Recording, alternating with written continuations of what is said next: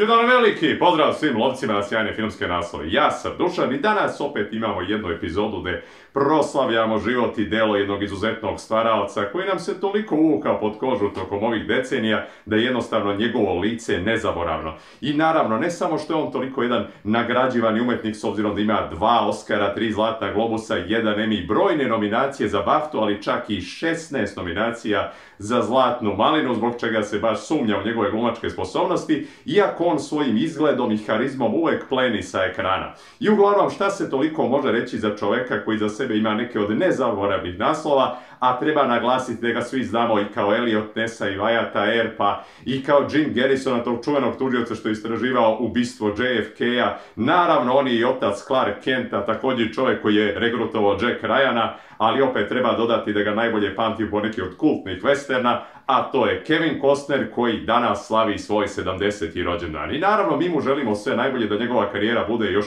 bogatija nego ovdje što smo navikli i taman je prava prilika se malo osvrnemo kako su izgledali svi ti njegovi počeci.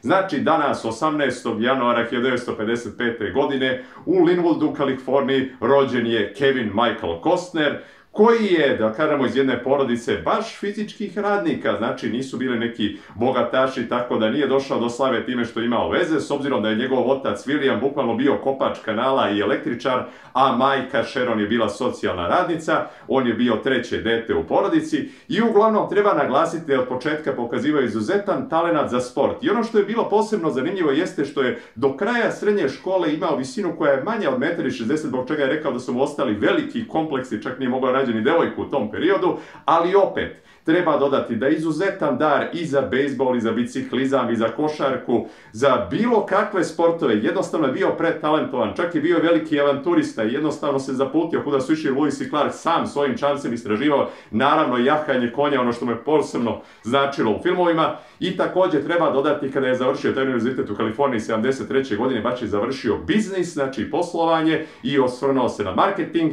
ali ono što ga je uvijek interesovalo jeste bilo gluma i pisanje, zato je završio i mnogo kurseva, jednostavno stalno se pripremajući za neku vrstu umetnika da pokaže šta on u sebi ima, te skrivene talente. I ono što treba dodati posebno da je zanimljivo jeste da njegov susret sa Richard Bartonom 78. dok je on bio na svom vereničkom putovanju, s obzirom da je odmah posle srednje škole oženio tu svoju dugogodišnju devojku, interesantno je bilo kako mu je sam Richard Barton rekao da se okane svega drugoga i da se posveti onome što voli, a to je naravno bila gluma. I zbog toga se on zapućio u Hollywood gdje radi gomilu poslova koji nisu imali baš mnogo veze sa tim što je želeo, tako da je čak i vozio kamion i bio na nekom ribarskom brodu i čak radio kao turistički vodič time što je razvozio druge da gledaju kuće od poznatih, da bi polako ušao u taj svet i to kao sporedni glumac, s obzirom mu karijera tek kreće početkom 80-ih, da polako se uspinje, da bi već sa filmom iz 83. godine koji je bio The Big Chill,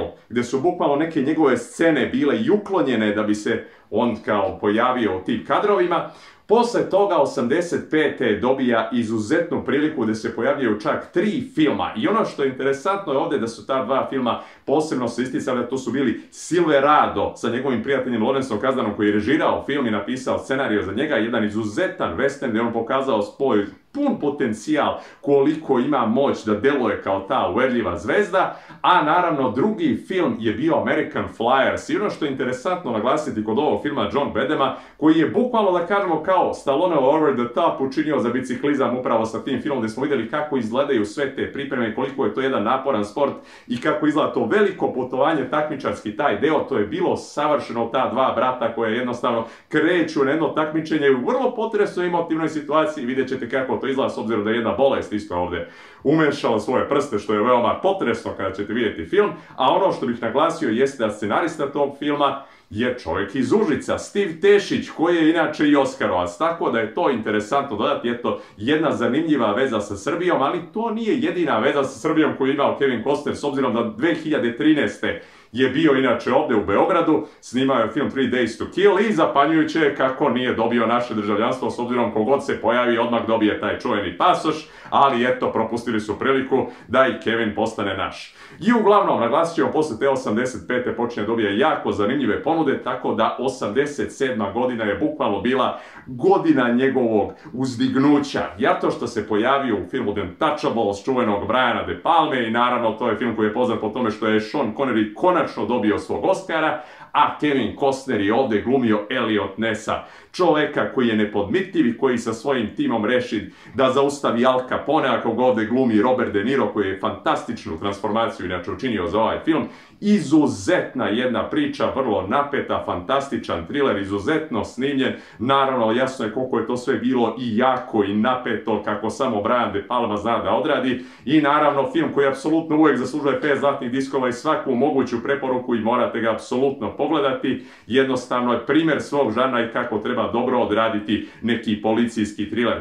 Iste te godine bio i No Way Out sa Jim Hackmanom, koji je isto veoma bio napet i tu sam dosta pričao čak o tom filmu kad sam pominjao i Hackmanovu karijeru, koliko je bio zanimljiv taj preokret koji je bio na kraju filma, koji apsolutno nismo očekivali, zbog čega nas je potpuno oduvao, a naravno isto parodiran u Hot Shots 2, tako da, eto, još jednog razloga da se pogleda. I naravno, kao što možemo vidjeti, njegova karijera u Hollywoodu apsolutno eksplodira, stigo je Bill Durham.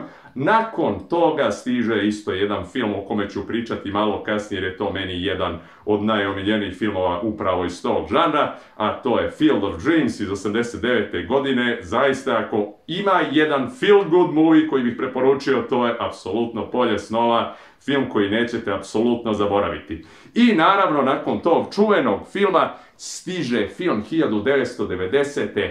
Ples sa vukovima. I ono sad odlično što treba dodati, naravno, kod Kevinove karijere. Znači, pored toga što je želeo se ostvari kao glumac, i to je već do sada uradio u čak 67 naslova, treba isto dodati kako je on bio i scenarista i producent i uglavnom kako njegova karijera odmiče, možemo vidjeti neke od izuzetnih naslova, s obzirom da je i reditelj koji je režirao ovaj čuveni film Ples sa vukovima iz 1990. godine. To je jedan od 6 filmova koje je do sad režirao i isto 6 filmova je do sad i napisao scenario, tako da to je interesantno napomenuti. Uglavnom, čovjek koji je toliko talentovan, i to smo mogli upravo i vidjeti sa ovim filmom koji traje blizu 4 sata, gdje možemo vidjeti kadrove koji su bukvalno besprekorni. Zaista, ako postoji jedno savršenstvo snimanja, s obzirom da ovaj film je osvojio čak 7 Oscara, uključujući najbolji film i najbolju režiju, što je znači su bila 2 Oscara za samo Kevina, ali treba naglasiti da je ovdje bilo i za najbolju kameru i za najbolju montažu. I apsolutno je bilo zasluženo. Vi kada vidite kako je taj film prelepo snimljen, to je neopisivo. Jer kada može delovati da se povremeno razvlači, čak i ako kažemo da celokupna ova radnja filma nije baš toliko zanimljiva, s obzirom pratimo njegovu svakodnevicu sa tim vremenom Siuksa Lakota koji se ovdje pojavljuje, mogli ste da vidite u svakom tom kadru njegovu ljubav prema celokupnom tom zapadu, toj preriji, kako se on uklapa sada sa tim urođenicima, kako je izgledalo kada je sa vukovima, s obzirom da oni dobija to ime, pleše sa vukovima zbog toga što je bio sa ta 2 vuka. Inače, zanimljivo je kod snimanja što jedan od ta 2 vuka bukvalno je bio toliko nasilan i krvoločan da je bi često povredio one koji su se starali o njemu, tako da je sam Kevin često morao da preuzme tu ulogu i da baca meso da bi imao scene koje su mu bile potrebne. Naravno, isto scene jahanja konja, kako je to bilo prelepo snimljeno. On je čak ovdje menjao često i svog sopstvenog kaskadera, s obzirom da je izuzetan jahač i on čak ima dosta rančeva koje posjeduje, tako da je potpuno jasno zašto je toliko talentovan i realno i voli konje. Sve te scene koje su tu snimljene su bile vrlo realistične, naravno pleme mu je bilo vrlo zahvalno, tako da je i dobio počasnu titulu da bude deo njihovog plemena. U stvarnosti, što je on prihvatio oberučke i bio veoma srećan što se tako nešto desilo, jer jednostavno prikazao njihovu kulturu i njihov narod na taj način da nisu stalno bili neki nekontrolisani negativci ili jednostavno da su divljaci, nego smo mogli da vidimo kako izgleda pravi pravcati život tih tih američkih domorodaca. I uglavnom, interesantno je bilo te godine koliko je počistio, bukvalno plesa vukovima, sve koji su bili u konkurenciji, uključujući samo Scorsesea koji se tad pojavio sa Goodfellas, tako da on nije imao nikakvu šansu da osvoji ništa, ali zato je ovaj film briljirao i ušao u istoriju kao jedan od najboljih filmova svoje vrste. Uglavnom, jedan nezaboravan western koji ću vam apsolutno uvijek preporučiti da pogledate, i Kevin je svakako bio nezaboravan u ovoj ulozi, apsolutno 5 zlatnih diskova, to mora da se pogleda, i njegova režija ovdje je bila toliko jedinstvena. I opet je to zanimljivo što vidite koliko neko kao što je on ili Clint Eastwood ili Mel Gibson koji su osvojili Oscare za režiju, a sve smo ih znali kao glumce. Tako da je to isto interesantno ovdje dodati da je on jedan od retkih koji je upravo takva vrsta čovjeka koja zna to da odradi tako maestralno i da samog sebe stavi upravo u centar i da snimi sve fantastično. Znači, jedan prelep film, naravno Mary McDonnell koja je ovdje isto bila i West Studi, onda Robert Pastorelli, fantastična jedna ekipa, zaista vrhunska gluma, prelepo snimljeno, muzika John Barrya, znači sve ovdje je bilo na mestu i apsolutna preporuka se pogleda. Ali naravno treba dodati da je u istom tom periodu čak i snimao film Osveta sa Anthony Quinnom, tako da i to bilo zanimljivo uklapati sve te scene. I opet, posle toga je se odmah prebacio na Robina Hooda, Princa lopova, isto jedan od meni najomiljenijih filmova u kojima je bio Kevin. Uglavnom film Kevina Reynoldsa koji je bio jedna prava pravcata avantura gdje je imalo dosta i akcije, drame, čak i komedije. Mary Elizabeth Mastrantonio je bila fantastična, ali isto naravno Morgan Freeman kao Azim bio je nezaboravan u toj ulozi. I naravno ono što treba ovdje posebno dodati u filmu Robin Hood jeste naravno Alan Rickman. Isto ću malo pri kraju još duže pričati o tom filmu jer zaista zaslužuje više pažnje. I naravno posle toga isto sledi kultni film koji ću isto posle kasnije malo detaljnije pomenuti, to je JFK iz 1991. Olivera Stonea, nenadmašan, najkontraverzniji film tog perioda, drama koju nećete zaboraviti, koja je fantastično i režirana, a da ne pričamo koliko je to brzinski odrađeno da bude u preko 3 sata gdje nema scena vučenja, koliko je to sjajno izmontirano. Zaista na svakom vrhunskom nivou ne može niko da parira jednostavno ovoj dramčini koja je tokom 90-ih stekla tako kultni status i naravno tokom godina opet je dokazala da svi ovi ljudi koji su u stvari teoretičari zavere možda su samo lovci na istinu. Tako da treba isto se na to osvrnuti. Uglavnom isto kažemo tokom 90-ih njegova karijera je počela da pada. Naravno tu je najveća krivica upravo bila zbog filma Waterworld, odnosno Vodeni svet, iz 1995. godine koji je postao najskuplji promašaj u istoriji s obzirom da od filma za koga se očekivalo da će da bude budžet 3 miliona stigao na 170. I naravno tu je bukvalno Kevin pokazao da može da potpadne pod čini toga što je smatrao sebe velikom zvezdom, tako da je jednostavno hteo da bude centar svakog dešavanja, da se sve vrti oko njega, da on određuje kako će biti snimljeno, montirano, sve drugo, tako da se Kevin ovdje mnogo nije pitao, zbog čega su često bili u sukobu njih dvojica tokom snimanja, probijeni su svi mogući budžeti i rokovi da se ovaj film snimi. I opet, ono što treba naglasiti kod ovog filma, s obzirom da je to jedna velika futuristička avantura koja dosta podsjeća na Pobesnelog Maxa. I ovo bukvalno jeste nešto kao Pobesneli Max samo na vodi, ali kada vidite priču koja je veoma zanimljiva, gdje imamo tog pomorca koji je neka vrsta mutanta, s obzirom da ima i škrge na sebi, vidjet ćete kako to izgleda ta scena, koji je u stanju da zaroni do velikih dubina odakle vadi zemlju, a sama radnja inače je smeštena u svetu koji je poplavljen u budućnosti, naravno u pitanju globalno zagrevanje i sve drugo, kako se kaže, klimatske promjene da kažemo, zbog čega uopšte više nema kopna. Međutim, postoji to jedno misteriozno ostrvo koje se nalazi na mapi, a ta mapa se nalazi na jednoj devojčici. I naravno svi žele njenu kožu upravo zbog toga što ona čuva tu tajnu i vidjet ćemo kako to izgleda kada vođa tih gusara Dennis Hopper pokušava da otme devojčicu i da uništi sve oko sebe kako bi on preuzeo to kopno i naravno na putu mu stoji upravo Kevin Costner. I da kažemo, film je dosta podbacio i evo sad i posle 30 godina opet da kažemo stekao neku vrstu kultnog statusa. Mnogima je bilo i zanimljivo gledaju tu produženu rediteljsku verziju koja je imala još nekih dodatnih 20 minuta sa vrlo zanimljivim scenama i nekim pojašnjenjima koja su bila bitna ovdje za radnju. I da kažemo, film koji tokom vremena dobija polako na značaju i sam Kevin Costner je dosta puta naglasio da nikad on nije smatrao taj film promašajem i razočarenjem, njemu isto bilo uživanje da ga snimi, voli i rado da ga preporuči svima i zna kako postoji dosta publike kojoj se sviđa. Tako da ako ste fan Vodenog sveta, apsolutno, pogledajte zašto ne, meni je uvijek to bila jedna zanimljiva avanturica uz koju sam svakako isto odrastao, tako da često pogledam kada bude na televiziji. I uglavnom da kažem, opet posle toga je usledio još jedan promašaj, ovoga puta je sam Kevin režirao 97. godine Poštar, film koji, da kažem, meni nikako nije bilo jasno zašto je toliko podbacio, jer je bio veoma originalan i zanimljiv, jeste da je radnja smeštena u 2013. a ovo je bila 97. tako da nije baš pogođeno šta će biti u budućnosti, ali meni je bilo zanimljivo, posmatram taj svet u kome više ne postoji država, nema nikakvog uređenja i pojavljuje se taj čovjek koji slučajno se pretvara u raznosača pošte, da bi nakon toga došlo do toga da svi misle kako on je deo državnog sistema koji se upravo formira, kako zna ko je taj novi predsjednik, iako apsolutno nije upućen ni u što od toga, počinju da ga love i naravno suočava se sa tim čuvenim protivnicima koje predvodi Will Patton, odnosno holistima, koji, da kažemo, su neka vrsta neke sekte, kulta, koji bukvalno žele sad da vladaju cijelom tom prerijom, međutim, sam Kevin Costner, odnosno poštar, koji osniva bukvalno svoje udruženje novih mladih poštara, stoji mu na putu za tu odluku, tako da, eto, to je bilo veoma zanimljivo posmatrati. Ja ću uvijek pamtiti tu scenu kada se svi ti osmositi skupe, holisti u stvari, i gledaju sad film koji se pušta na platno, a to je naravno bio Univerzalni vojnik, ide Dolph Lundgren, vidi se i svi počinju protestuju zašto se to dešava i nakon toga im puste moje pesme, moji snovi i svi se oduševe. Tako da, eto, zanimljiv je taj svet u kome više vole da gledaju musical nego Dolph Lundgrena.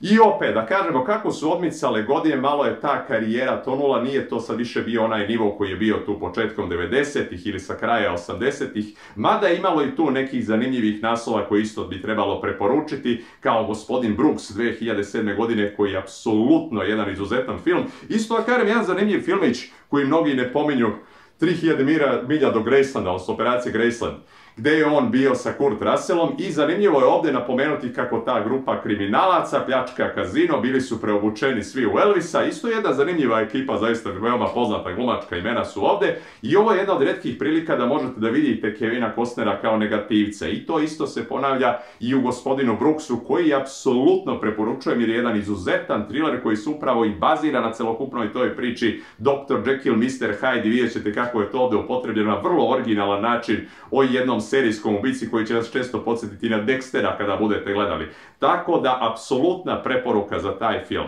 I naravno, on je uvijek bio orijentisan na western, jer to je opet njemu najomiljeniji žanr, tako da smo imali isto film Open Range 2003. godine, koji apsolutno isto preporučujem jer je bio veoma zanimljiv, a naravno sjetit ćemo se svi kako je on bio impresijan u Wyatt Earpu 1994. godine kada je bio u direktnoj konkurenciji sa Tombstoneom i tu je znači bio zvezda Kurt Russell, tako da eto opet imamo taj zanimljiv odnos kako je sad to izgledalo i sad su njih dvojica imali priliku da sarađuju zajedno. Tako da je to isto interesantno napomenuti. I naravno u godinama koje su dolazile ovdje se najviše istakla serija Yellowstone koju je počeo da snima od 2018. godine gdje je počeo dobija bukvalno $500,000 po epizodi da bi do zadnje sezone već stigao na 1.300.000, zbog čega je njegovo bogatstvo i procenjeno na $250 miliona.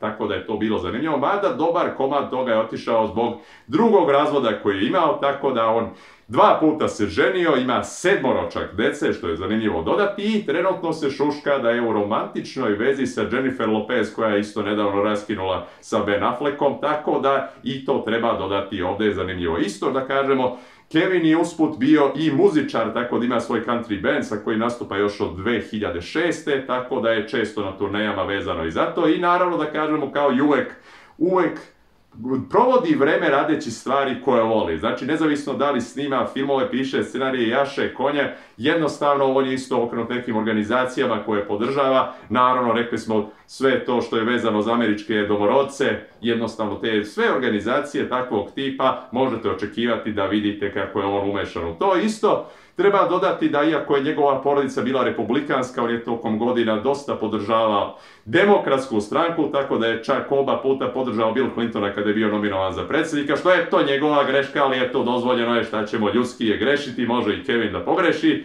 ali eto, zanimljivo je isto to napomenuti. Uglavnom, jedna veoma kreativna osoba, nezaustavljiva sila koja bukvalno za sebe ima toliko bogatu karijeru, sad trenutno se posvetio američkoj sagi Horizon, što isto interesantno ovdje napomenuti, do sad je snimio 2 dela, planira da to bude trilogija, gdje opet pokazuje ti počeci naseljavanja Amerike, tako da je to njegov trenutni projekat, zbog čega je i napustio Yellowstone.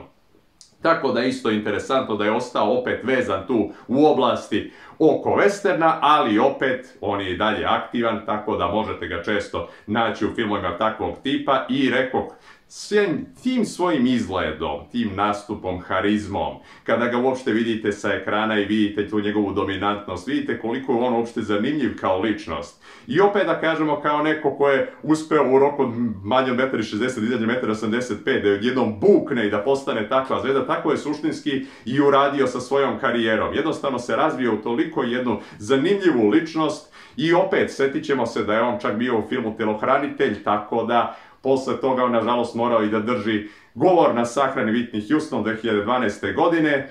I ono isto što bih dodao kao jednu posebnu zanimljivost, što su on i Harrison Ford često bili u susretu, a kažemo naletali jedan na drugoga sa tim što su dobijali ponude za slične uloge, kao što su na primjer obojica odbili da se pojave u Lovu na crveni oktobar. A opet posle toga je bilo zanimljivo da ona uloga Jim Garrisona koja je trebala da pripadne Harrison Fordu je pripala Kevinu Costneru i on je to odradio maestralno. A ono što je posle toga bilo zanimljivo jeste da film Air Force One iz 1997. godine, scenarij je bukvalno napisan za Kevina Costnera, međutim on nije želeo da radi tu ulogu, ali zato je preporučio da to bude Harrison Ford, tako da je Ford postao taj američki predsjednik. I ono što je bilo interesantno što je Ford posle toliko bio zahvalan i stalno je govorio kako je to najbolja stvar koju je učinio Kevin za njega, tako da su ostali bliski prijatelji zahvaljujući tome. Uglavnom isto kažem, njegova karijera će verovatno napredovati u godinama koje dolaze i opet verovatno će se pojaviti još neke nagrade, nadamo se da neće biti u pitanju maline. Što se toga tiče, ja sam već rekao, filmovi koje bih ja preporučio, naravno, pored Polja snova. Zaista film iz 1989. godine, film koji toliko će na vas ostaviti utisak sa tim što je jedna to dramica, fantazija sa elementima komedije. Interesantna jedna priča o čoveku koji se bukvalno bavi agrikulturom, odnosno uzgaja kukuruz u tome malom mestu u Ajovi, da bi odjednom mu se javio neki božanski glas koji mu kaže ako ga sagradiš on će doći. I interesantno je nakon toga kako počinje se razmotava ta celokupna priča, da on bukvalno pokušava da otkrije šta je razlog, zašto on mora da napravi bejsbol teren bukvalno i da uništi sve ono što je sadio i da dovede sebe u opasnost da će izgubiti celokupno imanje pošto neće moći da otplati kredite, zbog toga što će se pojaviti duhovi bejsbol igrača kada on bude napravio taj bejsbol teren. I interesantno je kada pratite tu celokupnu njegovu putanju, gde on polako sakuplja ljude koji trebaju da učestvuju u tom projektu, uključujući i Terensa Mana, odnosno čuvenog pisca, koga ovdje glumi James Earl Jones, koji je nažalost preminuo prošle godine i ovo mu je jedna od najboljih uloga u karijeri, svakako najprepoznatljivija. Bilo je pravo uživanje gledajući njih dvojicu i njihove razgovore i kako otkrivaju o sebi tu ljubav prema bejsbolu i šta ih je u stvari povezalo. I ono što isto zanimljivo je što samo odabrani mogu da vide šta se dešava na tom terenu, tako da je to bilo prelepo.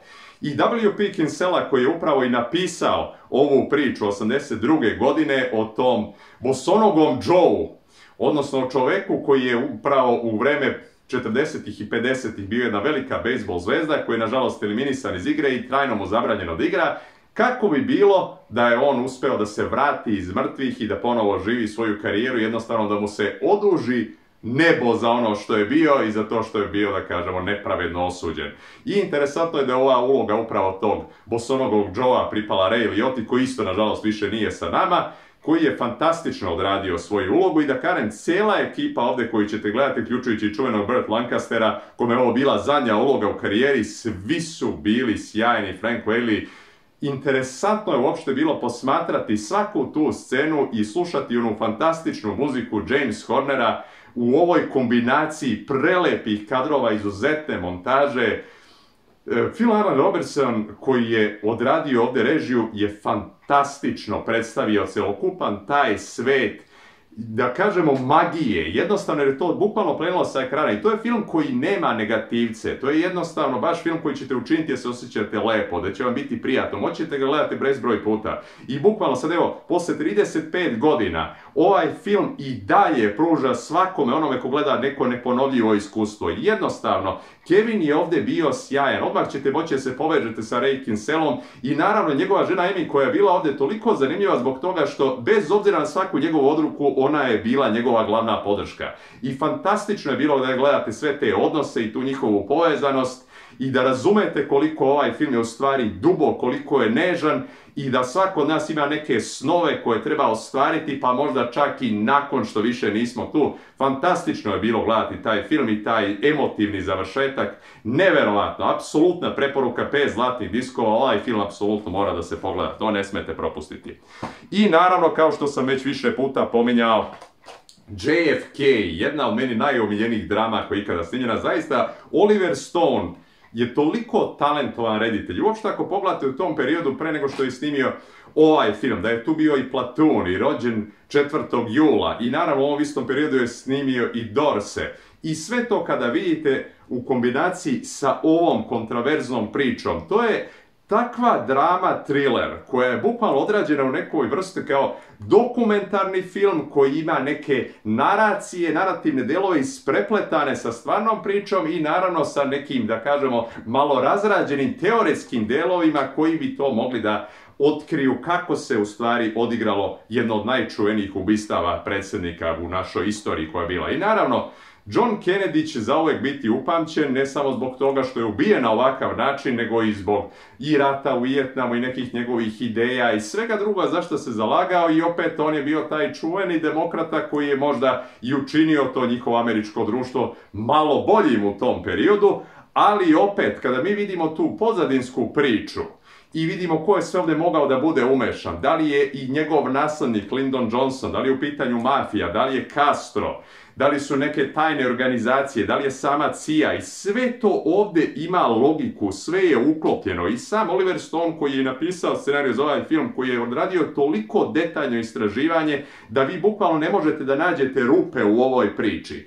I da kažem za film koji traje preko 3 sata, da ni u jednoj sceni nema viška i da je sve napeto i da vas drži na ivici stolice iako bukvalno vi tu nemate nikakve akcione scene, ali jednostavno sama ta priča će držati vašu pažnju i u svakom trenutku ćete vi razmišljati da li je ovo zaista moglo ovako da bude, ko stvari se krije iza svega ovoga, ko je vođa ove organizacije. I kada vidite i Jim Garrisona, koga ovdje znači glumi Kevin Costner, koliko on posvećen istraživanju ovog slučaja da je u stvari jedini koji stoji na putu jednoj od najvećih zavera koje su postojale u istoriji. I da li je Lee Harvey Oswald zaista bio taj usamljeni pucač, odnosno atentator koji je izvršio ovo ubistvo ili je u stvari mu bilo namešteno, bio žrtveno jagnje. Naravno, mislim, kada vi pogledate kako je sve ovo snimljeno, koja je ovdje isto glumačka ekipa bila, kakav je bio Gary Oldman kao Lee Harvey Oswald u ovoj ulozi, to je bilo fantastično. I opet, mogli ste vidjeti neke od najpoznatijih zvezda i Oskarovaca iz tog perioda i ljude koji su posle međuvremeno postali Oskarovci. Tako da očekujte ćete ovdje vidjeti i Jack Lemmona, Waltera Matthau,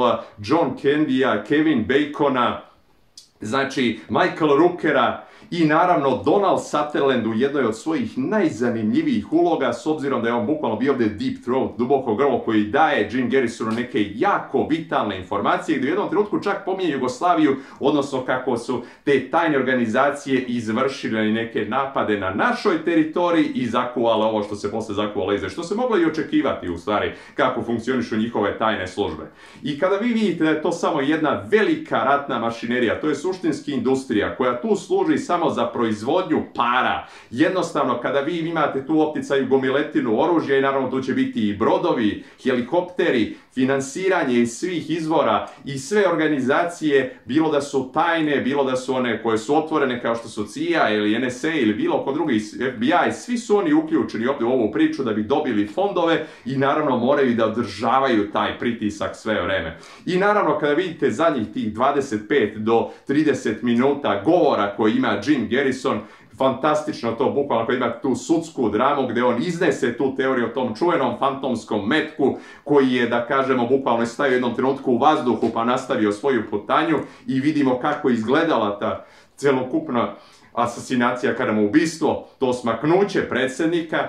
To je bilo fantastično prikazano i apsolutno ćete moći da poverujete kako nije to baš toliko jednostavno koliko su oni htjeli da prikažu javnosti. I naravno još će tu biti dosta decenija koje ćemo morati sačekati da se ikad otvore ti dokumenti da bismo saznali u stvari šta se desilo sa svim tim i koliko je sve to u stvari bilo tačno. I opet, Oliver Stone je fantastično odradio posao. To je, kažem, isto jedan čovjek koji ima velika politička ubeđenja i često i podržavao Srbiju, evo čak i sad nedavno, tako da je to poštovanje iz te strane za čovjeka. Ali opet, on je jedan izuzetan stvaralac i treba apsolutno ovaj film pogledati i naravno nije ni čudo što ima 8 nominacija za Oscara i osvojio je 2 i to ona 2 koja su izuzetno bitna, a to je bila montaža i sama scenarij režim. I sam scenario. Jednostavno, kada vi vidite kako je ovaj film fantastično odrađen i kako isto je bila i muzika i sve drugo, jednostavno sjajno. Kažem, bukvalno, ovo je mala škola filma kada pogledate ovakvu vrstu filma, zaista dramčina za pamćenje, izuzetan thriller koji zaslužuje 5 zlatnih diskova, apsolutno. I za kraj isto, znači, dodat ću Robin Hood, princ lopova, 91. godina, Kevina Reynoldsa, ta izuzetno zanimljiva avantura koja je puna akcije, adrenalina i da imate tu kombinaciju gdje su zajedno Kevin Costner i Morgan Freeman koji se bore protiv Alana Rickmana, to je bilo fantastično. Jednostavno, toliko je bilo i originalno i zanimljivo, toliko je bilo nekih duhovitih opaski, naravno neki su zamerali zbog toga što nije tu bilo tog britanskog akcenta, nego je tu bio taj Kevinov LA-ovski, tako da je interesantno to bilo ako tražite takve zamerke. Međutim, ako uzmemo Alana Rickmana, koji ovdje inače i osvojio svoju BAFTA nagradu, znači bio je fantastičan u ovoj ulozi. Jednostavno, on je bio stvoren glumi negativce, ako se sjećate upravo kakav je bio Umri muški, to sad samo prenesite u ovo okruženje 12. veka i fantastično je bilo da pratimo sad ovu novu verziju Robina Hooda, koja, da kažemo, više nije bila onako statična, plemička i tako dalje, nego gledamo sad baš jednu zabavnu avanturicu koja neprestano ima neku dozu napetosti, a opet, da kažemo, toliko je bilo i duhovito istovremeno i da gledate i sve te borbe, mačevanja, eksplozije, sve drugo, bilo je sjajno za gledanje. Christian Slater kao Will Scarlet, sjajno, jedna izuzetna kombinacija, izuzetna glumačka ekipa, naravno Mary Elizabeth Mastrantonio koja je bila isto izuzetno popularna u tom periodu, bila je fantastična kao Marian. I jednostavno ćete uživati koliko je to bilo sve zabavno. I naravno ta čuvena pesma Brian Adamsa, Anything I do it for you, fantastično. I ona je osvojila čak i svoj Grammy, apsolutno zasluženo. I kažem, kada budete vidjeti celokupnu tu pričicu, kako je sad zanimljivo obotana i to u akciji koja traje preko 2 sata, da vam neprestano drži pažnju. I naravno nećemo zaboraviti čuveno pojavljivanje koje je ovdje sačuvano za kraj, a to je bio Sean Connery, koji je za $250.000 se pojavio 1 minut u filmu. To je bilo sjajno, ali opet je on to donirao dobrotvorne svrhe za jednu školsku bolnicu, tako da je to dokaz kakav je bio čovjek. Ali kada vidite sve to ovako prelepo upakovano, koliko je to bilo zabavno, film koji sam toliko puta pogledao, odrastao sam uz njega, apsolutna preporuka. Uglavnom, znači, što se tiče svega ovoga što je obuhvaćeno, jednostavno, njegova karijera je toliko bogata i toliko zanimljiva da apsolutno ne smije se propustiti. I uglavnom, za kraj celokupne ove priče, najbolje bi bilo da pitamo nekoga koji je imao priliku da sarađuje sa samim Kevinom Costnerom i to je čak bio u 2 filma, odnosno u JFK-u u Polju snova, gdje u Polju snova ima jednu posebnu ulogu tog doktora i vidjet ćete kao njegovu mlađu verziju. Zanimljivo je ovdje kad imate Frank Whaley-a koji će vam ispričati kako je izgledala njegova saradnja i sa Kevinom i sa James Earl Johnson, kako je bilo na setu Polja snova i naravno za Franka treba dodati isto da je se pojavio nekim od kultnih filmova kao što je bilo isto i Pulp Fiction. Tako da, rođen 4. jula, jedan izuzetno talentovan glumac koji nam, da kažemo, otvara vrata te celokupne priče šta se sve radilo na setu. Tako da, Frank Whaley, specijalno za filmolovca. Dushan Leon.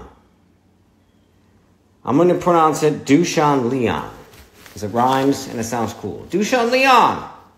Frank Whaley over here. Just want to say, firstly, thank you for reaching out to me, Dushan Leon. And it's great to hear from you, as always. Thank you for taking the time to reach out and get in touch.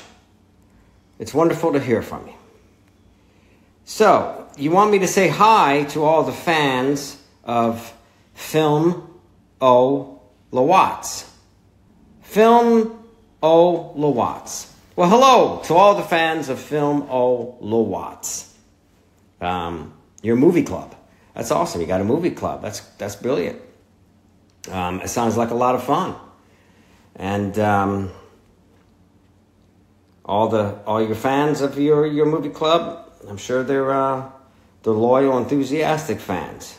Dushan Leon.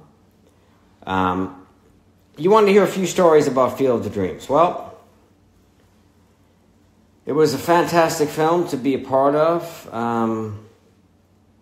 I had to be there for a long time because the corn wouldn't grow because there was a drought happening that period of spring, summer of that year in Iowa.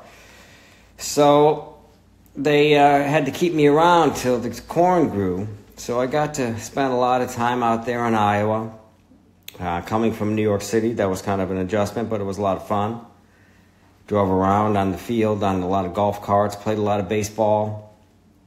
Got to meet a lot of good people, make a lot of friends. Became very close to Ray Liotta.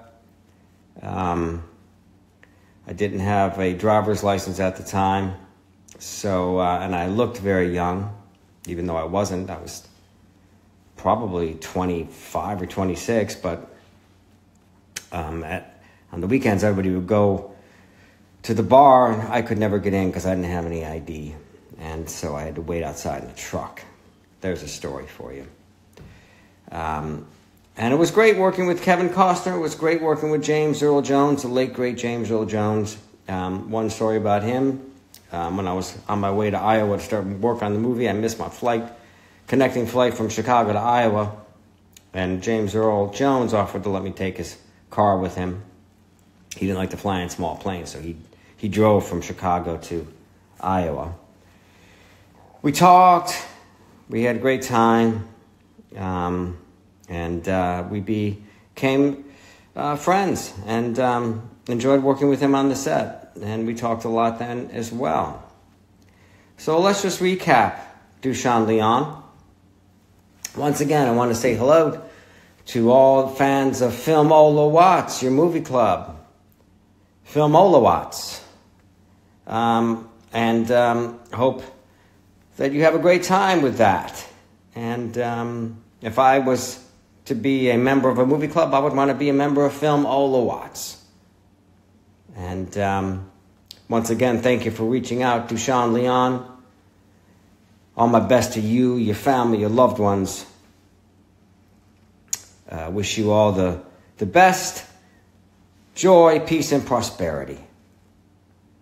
Goodbye, Dushan Leon, and goodbye, all fans of Film O. Lawatz. Hvala puno Franku na ovim divnim rečima i na ovim sjajnim anegdotama koje je ispričao i toliko mi je drago da čujem koliko mu se svideo filmski klub. Ja sam ga sagradio, on neka dođe, tako da će mu vrata uvijek biti otvorena.